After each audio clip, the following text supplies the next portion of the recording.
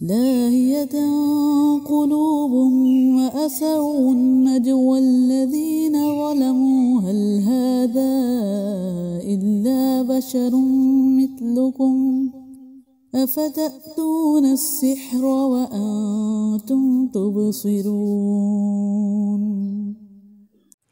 لاہیتاً غافل ہیں، قلوبہم دل ان کے، وَأَسَرُّوا اور چپکے چپکے کی، النجویٰ سرگوشی، الذین ان لوگوں نے جنہوں نے، ظلموا ظلم کیا، حل نہیں، ھذا یہ، الا مگر، بشر ایک انسان، مثلکم تمہارے جیسا، افتأتون کیا پھر تم آتے ہو، السحر جادو کو، وانتم جبکہ تم، تبصرون تم دیکھتے ہو۔ اللہ رب العزت نے یہاں ہمیں سمجھایا اس حال میں کہ ان کے دل غافل ہوتے ہیں اور ان لوگوں نے خفیہ سرگوشی کی جنہوں نے ظلم کیا تھا۔ یہ تم جیسے ہی ایک انسان کے سوا کیا ہے، ایک بشر کے سوا کیا ہے، تو کیا تم جادو کے پاس آتے ہو حالانکہ تم دیکھ رہے ہو۔ لاہیتاً قلوبہم وَأَسَرُّوا النجویٰ، لاہیہ لاہیہ یلہا لہا یلہو، یعنی اسم فاعل مؤنث کا صیغہ ہے۔ لہون ہر وہ چیز جو انسان کو اس کے ضروری اور اہم کاموں سے کسی اور کام میں مشغول کر دے، راغب کر دے، جیسا کہ مادہ پرست لوگ آخرت کی فکر چھوڑ کر صرف دنیا کی طلب میں مشغول ہیں۔ آج کل کے علوم و فنون، سائنس، آرٹ وغیرہ میں کوئی چیز ایسی نہیں جو آخرت کی یاد دلانے والی ہو، بلکہ یہ سب روشن خیالیاں دن بدن موت اور آخرت کی فکر سے دور لے جا رہی ہیں۔ سورۃ الروم کی آیت نمبر 6 اور 7 میں بھی انشاءاللہ ہم یہ مضمون پڑھیں گے۔ کفار نے یعنی باہمی خفیہ مشورے سے لوگوں کو آپ صلی اللہ علیہ وآلہ وسلم سے دور رکھنے کے لیے خفیہ مشاورت کر کے طے کیا کہ لوگوں سے یہ کہو، اور خفیہ رکھنے کی وجہ یہ تھی کہ اگر لوگوں کو پتہ چل گیا کہ یہ ان کی طے کردہ بات ہے تو وہ اس سے متاثر نہیں ہوں گے۔ پھر فرمایا حل ھذا الا بشر مثلکم، یعنی یہ کوئی فرشتہ نہیں ہے بلکہ تمہاری طرح کا ایک انسان ہے۔ اب جو یہ معجزات دکھاتا ہے اور اس کلام کو سن کر لوگ گرویدہ ہو رہے ہیں تو یہ سب جادو ہے۔ کفار نے آپ صلی اللہ علیہ وآلہ وسلم کی نبوت پر دو طرح سے لعن طعن کیا، ایک تو یہ کہ آپ بشر ہیں اور بشر نبی نہیں ہو سکتا۔ اللہ تعالیٰ نے یہ بات کئی جگہ بیان فرمائی، مثلاً سورۃ بنی اسرائیل 94، تغابن 6، القمر 24، المؤمنون 33، 34، فرقان 7 اور ابراہیم 10۔ پہلے کفار اور مشرکین کہتے تھے کہ بشر نبی نہیں ہو سکتا، آج کل کچھ لوگ کہتے ہیں کہ نبی بشر نہیں ہو سکتا، بات تو ایک ہی ہے۔ بل قالوا مثل ما قال الاولون، بلکہ انہوں نے کہا جیسے پہلوں نے کہا تھا۔ اللہ تعالیٰ نے آگے اس کا رد فرمایا۔ پھر دوسرا لعن طعن یہ تھا کہ قرآن اللہ رب العزت کا کلام نہیں بلکہ جادو ہے۔ کفار کا یہ طعن بھی اللہ رب العزت نے کئی جگہ ذکر فرمایا، جیسے سورۃ المدثر 24 اور الذاریات 52۔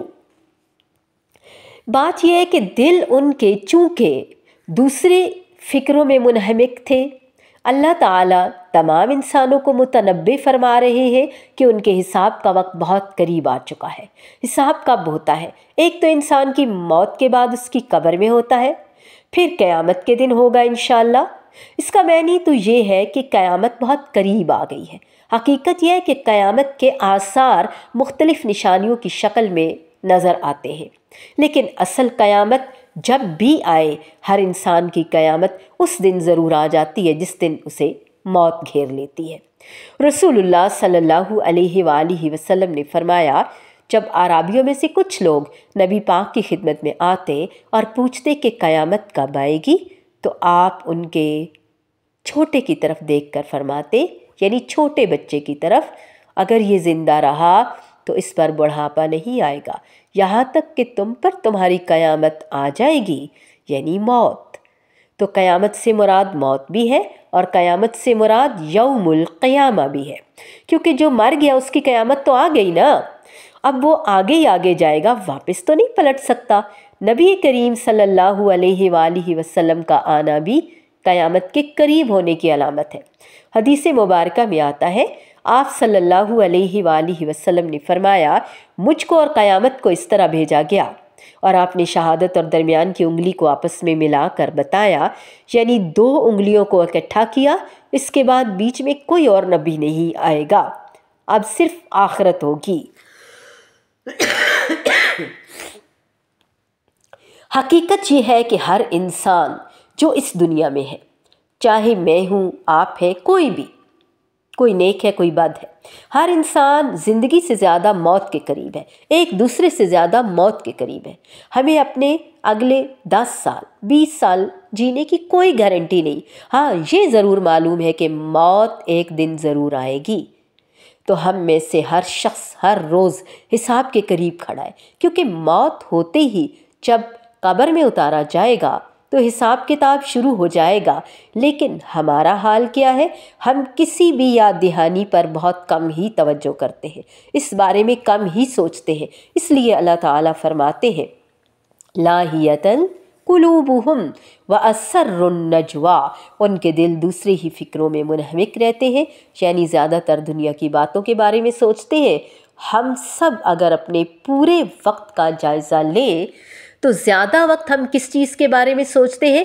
دنیا کے بارے میں، آخرت کے بارے میں بہت کم سوچتے ہیں، جبکہ ہماری دنیا تو گزر ہی جائے گی، جیسے بھی گزرے گی، ہر ایک کی گزر جائے گی، بہت اچھی گزرے تو بھی، بری گزرے تو بھی، لیکن آخرت وہ تو نہیں گزرے گی، وہ تو ہمیشہ ہمیشہ کے لیے ہے۔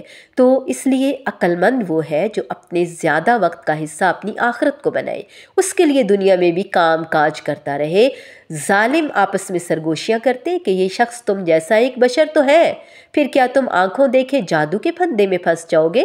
یعنی نبی کریم صلی اللہ علیہ وآلہ وسلم کو یہ کہہ کر جھٹلا دیتے تھے کہ آپ ایک انسان ہیں، اور جو کچھ آپ پیش کرتے تھے اس کی تاثیر پر کہتے کہ یہ تو جادو ہے جو تم پر اثر کر رہا ہے، یعنی قرآن کو اس کا اصل حق نہ دیتے، نہ ہی نبی کو۔ اللہ رب العزت ہمیں معاف فرمائے۔